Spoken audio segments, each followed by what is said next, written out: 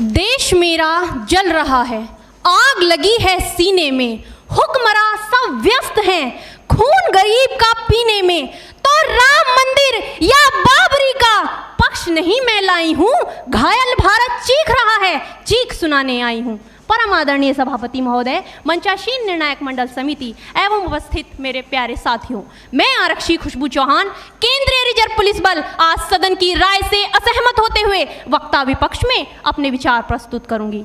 महोदय, दर्द हद से तब गुजरने लगता है जब मेरी आंखों के सामने ताज, पुलवामा, छत्तीसगढ़ में शहीद हुए जवानों के शत विशत अधजले शरीर के टुकड़े, रेत के टीलों से ऊपर जाती लाशों के ढेर और कश्मीर की खून से सनी लाल रंग की सड़कों के दृश्य सामने आते हैं। उस पर मेरे प्रतिपक्षी महोदय का कहना ये कि मानवाधिकारों की अनुपालना करते हुए देश से उग्रवाद और आतंकवाद को समाप्त किया जा सकता है। महोदय, अब तो हमारा तिरंगा झंडा भी हमसे ये पूछने लगा है कि क्या बात है भारत, आजकल फहराने से ज्यादा मैं कफन में दफनाने के क्यों काम आ रहा हूँ।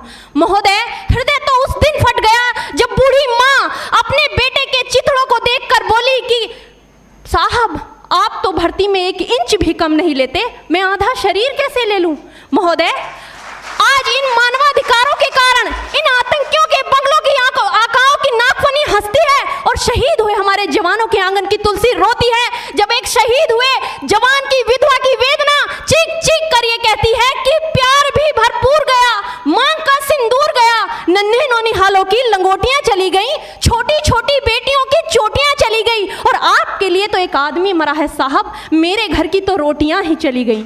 महोदय, किसी भी युद्ध को जीतने के लिए पहल करना सबसे ज्यादा आवश्यक है, क्योंकि इतिहास गवाह है कि पहल करके बड़े बड़े युद्धों के परिणाम बदल दिए गए हैं। परंतु आज मानवाधिकारों के कारण हमारे देश के जवान इस कदर बंधे हुए हैं कि अपनी ड्यूटी पर खड़े होकर भी वो आज पहल करने से डरते हैं, क्योंकि महोदय भविष्य में उन्हें कटघरे में खड़े होने का डर सता रहा होता है। वो ये जानते हैं कि चाहे एक उग्रवादी की राइफल से निकलने वाली गोली को ये तय करना पड़े या ना पड़े कि वो किसे लगेगी, लेकिन हमारी राइफल से निकलने वाली हर गोली को ये निर्णय लेना पड़ता है कि चाहे वो किसी निर्दोष को लगे, दोषी को लगे या ना लगे, परंतु किसी निर्दोष को नहीं लगनी चाहिए। यदि ऐसा हुआ तो ना तो ये समाज हमें छोड़ेगा, ना ही तिल का ताड़ बनाने वाली ये मीडिया हमें छोड़ेगी। और महोदय, मानवाधिकार के तले किसी जवान को दबाकर युद्ध के मैदान में छोड़ देना कोई वीरता नहीं, एक आत्महत्या है। क्योंकि महोदय, फूल को श्रृंगार दो ये मुमकिन नहीं और एक वीर को झनकार दो ये मुमकिन नहीं। जो हाथ बांध दे सेना के, ऐसे मानवाधिकार का पालन संभव नहीं।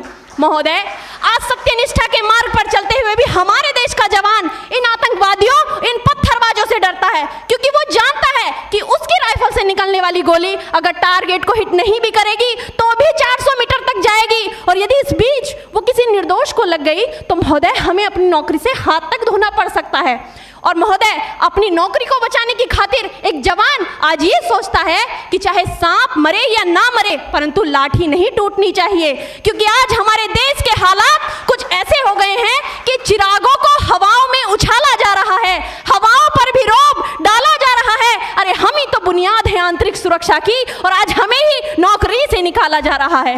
महोदय, जब पुलवामा में 44 जवान शहीद हुए, छत्तीसगढ़ में 76 जवान शहीद हुए, तो कोई भी मानवाधिकार की दुहाई देने वाला हमारे पक्ष में आकर खड़ा नहीं हुआ।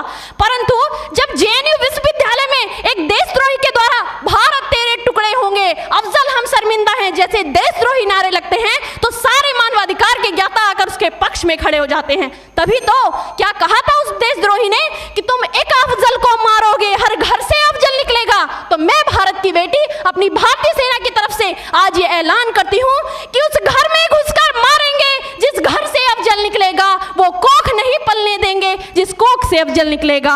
उठो देश के वीर जवानों, तुम सिंह बनकर दहाड़ दो और एक तिरंगा झंडा उस कन्हैया के सीने में गाड़ दो।